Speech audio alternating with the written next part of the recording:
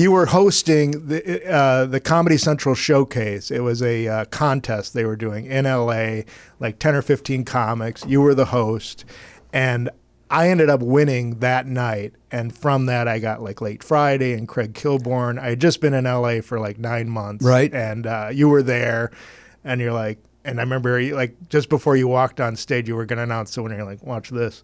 And you like tapped me like, I didn't know what that meant. Oh, yeah, really? I gave you a little heads up? But I remember at the time I was sitting there. I was like, I don't know what that meant. Maybe it didn't mean anything. The guy hates me from 6 years earlier.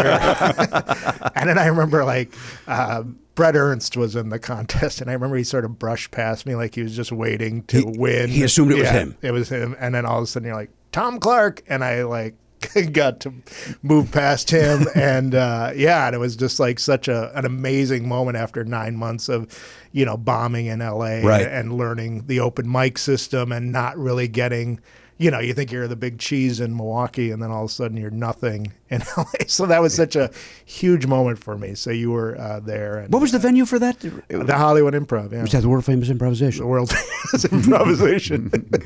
Yeah. So that was the. So that's the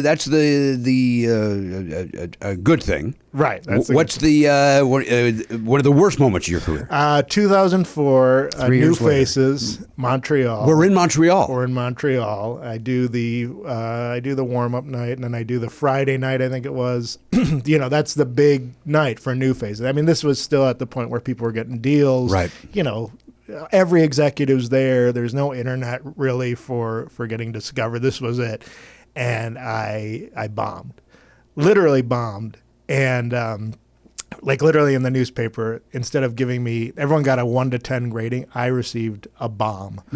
Wow. Like the graphic. Like a graphic. Like they had to bring in like a typeset for a bomb. Zafting bats had to be used. Why would that's so horrible?